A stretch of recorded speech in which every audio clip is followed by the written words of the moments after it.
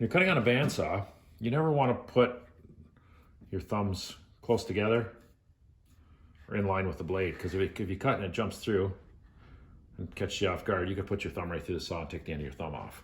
So what you want to do is you want to spread your hands out if you're going to do something like this, or you're going to put a miter gauge on here. You're going to cut it on a miter gauge or some type of jig that you have set up. What you also have to worry about is when you're turning circles, you don't want to be in behind it with this, because if it jumps forward, you don't want your hands in close. So what you can do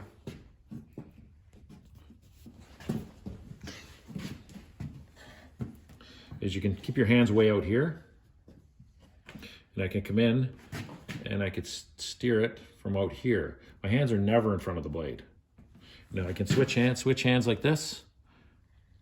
That way, if anything happens, I get bumped, anything else, I'll go right past the blade, and I'm not going into the blade. If it jumps forward, it doesn't matter, because my hands are actually behind the blade.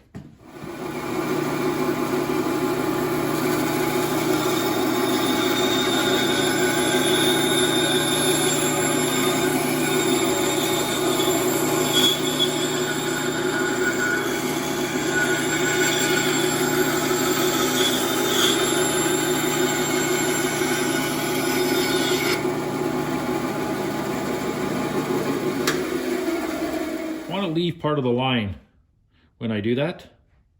And the way I did that, you can make a pretty smooth circle, and it doesn't need much of a touch-up. I would take this back to my disc sander and I would clean it up over there. When I get over the disc sander, I never want to do anything on this side, because it rotates where the arrow is here. It rotates in this direction. If I put it over here and I'm not paying attention, it's going to take the block and it's going to throw it. Here, the pressure's down on it, and I don't have to worry about it. What I'm going to do is I'm going to come in, and I'm just going to gently, I'm going to steer it with my left hand, and I'm going to try to get it as smooth as I can right on the line. And this is how I do that.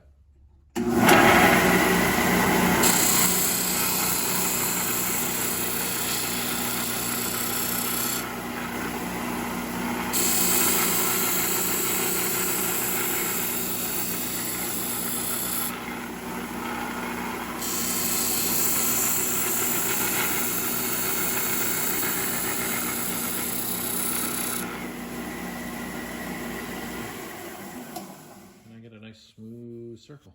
When I'm making a cut on the bandsaw, right in here, I've already made a partial cut. What I don't want to do is I want to stay in that cut. So I need to be pushing forward. If I don't push forward and I bend and I twist the blade, it's not going to stay straight. It's going to make a mess of your cut. And you could bend the blade. What I'm going to do is I'm going to want to cut along my line, and I want to make as smooth a curve as I possibly can. So what I'm going to do is I'm going to keep my finger here, and I'm just going to hold it there, and I'm not going to go forward or anything. I'm just going to use that, and I'm going to use that as a pivot, and I'm going to work around it. And I'm going to try to follow that line. If you notice, you get a nice smooth type of arch. It's going to be a lot less sanding. On this end, here, it's close to the line. It's a little more on the rough side, but that's going to be easy to sand out. So when you do it and you put your finger up against it and you're pushing it through the blade, my back hand is actually steering it, sort of like a handle on a boat motor, or if you have a rudder or an oar on the back and you steer with the oar, it's the same type of thing. You're just going to get it to go right in a circle.